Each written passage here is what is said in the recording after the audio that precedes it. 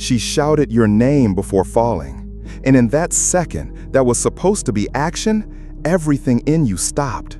Your body hesitated, your mind froze, and time, relentless, moved on without you. From then on, nothing went back exactly where it was. What remained was not only her absence, but yours too. The absence of the version of yourself that would have jumped. Within each one of us dwells something older than any word, a primitive mechanism that predates language, affection, and reason. A silent code that doesn't need arguments to act. It doesn't ask, it doesn't wait, it doesn't consider. It just exists. And when activated, it governs everything. This code is the survival instinct. It's what makes the body move before thought, or stop when all the signals say to continue. It decides, in the millisecond, what is worth more, life or risk. And sometimes, even when love screams desperately inside us, this code, cold, automatic, is the one that takes control. In that instant, it wasn't a lack of love. Love was there, whole, desperate, ready to go with it. But the body reacted first, before feeling, before intention. The message was clear and brutal. If you go, you may not come back. And so, even against your will, you hesitated. Your body froze. It was like an electrical failure. The impulse to run, to hold on, to stop the fall existed, yes, but it was suffocated by an older fear, a fear that wasn't born of the absence of love. It was born precisely of its intensity, because to love deeply is also to see clearly what can be lost. And the more you love, the more you fear, the more the risk grows, the more the abyss approaches. And in that split second, he saw what you couldn't rationalize. He understood that the pain of losing could be as great as the end itself. That jumping was not a proof of love, but a possible death sentence. And he chose to preserve. He chose life. Not a full life, not a happy life, but a life that was still possible. Perhaps that's why the guilt hurts so much. Because you didn't stop saving because you wanted to. You didn't run away. You didn't give up. You were interrupted by biology, by ancestry, by the fear programmed into your every cell. And love, however sincere and true, lost out. Not because it was smaller, but because it was slower. Fear went faster. And what was left afterwards was neither relief nor victory. It was silence. It was the weight of having survived when everything inside you wanted to have made another choice. It was the scar of an instant in which humanity was overtaken by instinct. The game, cold, mechanical, objective, called it weakness. It saw only hesitation. It marked time. It registered inertia. It classified. But the game doesn't see what happened inside you. It doesn't hear the scream that got stuck. It doesn't feel the collapse between action and feeling. The game doesn't understand that sometimes instinct wins out over love. And that, paradoxically, this is also a form of love, only a tragic one. A form that allows you to go on living, but not without paying the price. Because now, every new love will come with this echo. Every attempt to connect will bring the shadow of a moment when you felt too much and acted too little. And that stays with you, like a cruel reminder that even though you loved enough to die, you survived, and love didn't. After that, there's not enough explanation. You can repeat 1,000 times that there was no time, that it all happened too quickly, that your body reacted on its own, that you wanted with every part of you to have done it differently. But none of these phrases can erase that second, that single second, the second in which you didn't move. And it doesn't matter how many times you retell the story, no matter how many justifications you construct. The world may listen, it may understand, but inside you, the narrative fails. Because guilt doesn't listen to arguments. It doesn't negotiate with logic. It doesn't calm down with reasons. Guilt settles in the gap, in that space between intention and action, between the cry you heard and the gesture that never came. It doesn't live in what happened, but in what should have happened and didn't.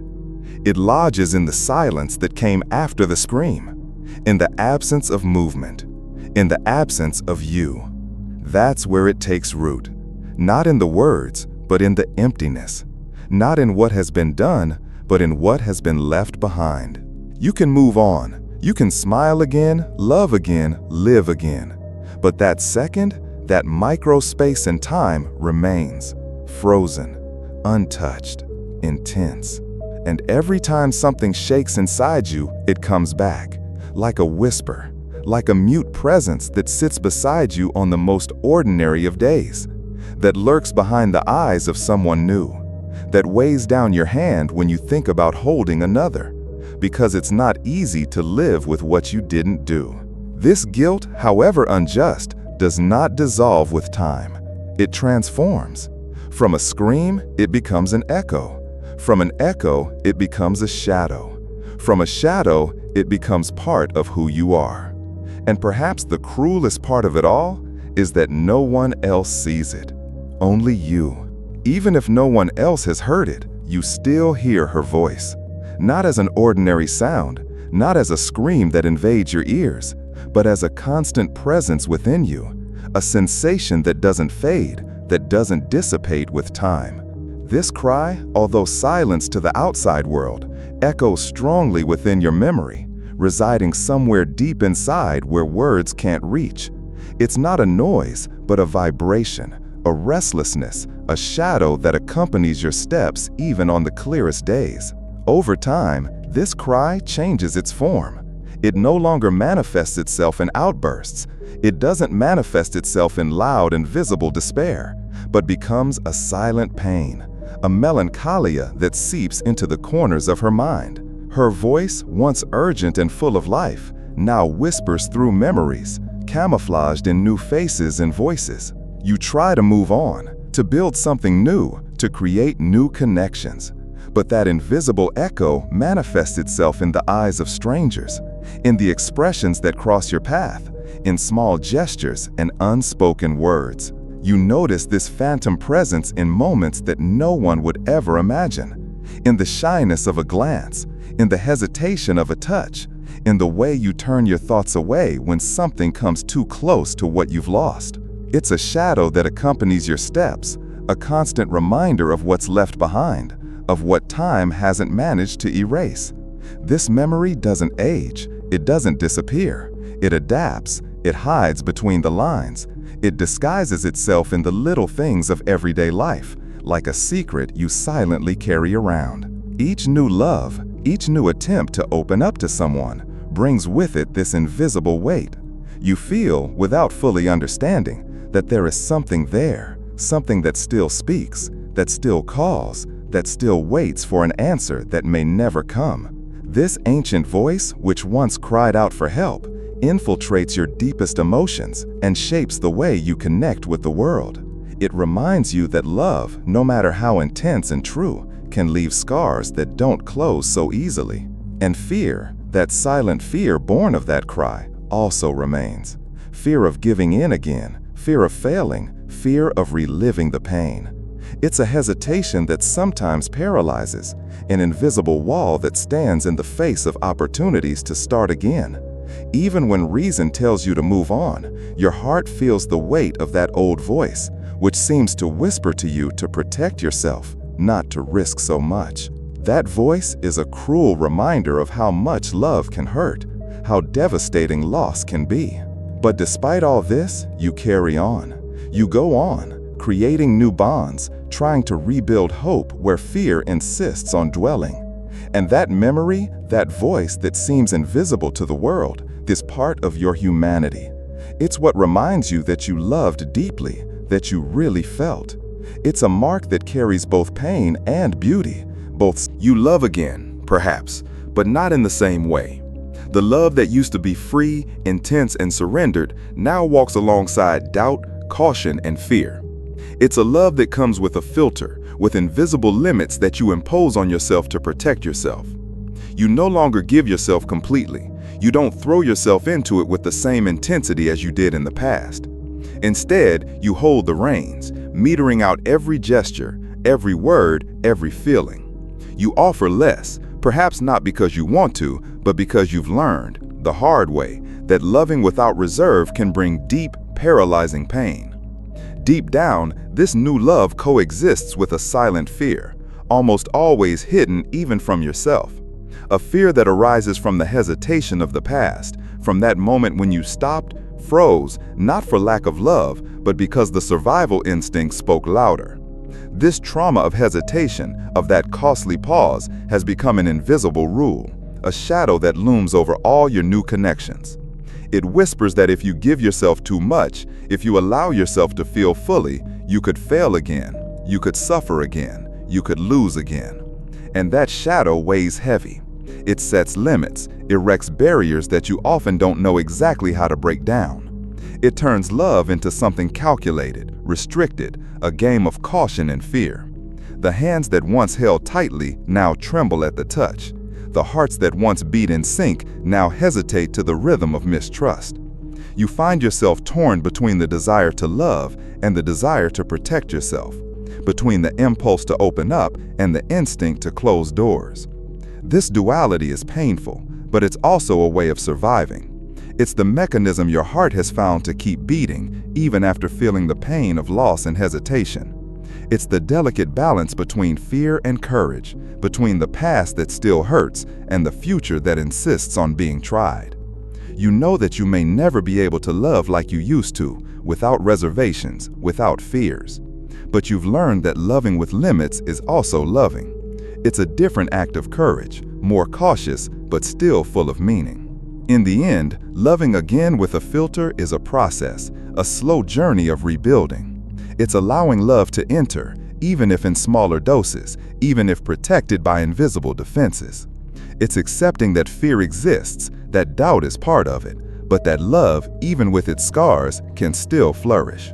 Because to love, above all, is to keep trying, even when the past weighs heavy, even when hesitation has left deep scars. The world, or rather, the game, has no patience for nuance. It doesn't care what you felt, what intentions moved your heart at that moment. It doesn't see the silent battle, the internal conflict, the struggle between the impulse to act and the fear that paralyzed you.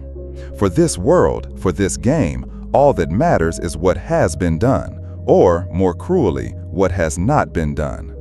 Every movement is measured, evaluated, and judged. Anything that doesn't move, that hesitates, that stops, is labeled a weakness, a failure. In this implacable scenario, connection is not seen as a refuge, a bridge, or a point of salvation. It is, in fact, the opposite, an exposed vulnerability, a possible trap. Love, which should be strength and unity, is seen as a miscalculation, a dangerous distraction in a game that only values immediate results, efficiency, and coldness. The ties you form, the bonds you try to create, cease to be safe anchors and become risks, fragile threads that can pull you under, that can destabilize, that can cost you too much. The Two of Cups, the card that in other worlds would symbolize union, partnership, and harmony, here turns out to be a warning, a danger signal. Instead of promising unity, it shows what can drag you down, what can destroy you. Connection, so human, so desired, becomes a game of constant risk where the price of surrender can be too high. And in this place, loving is an act of courage and at the same time a risk. A step that can save you or condemn you.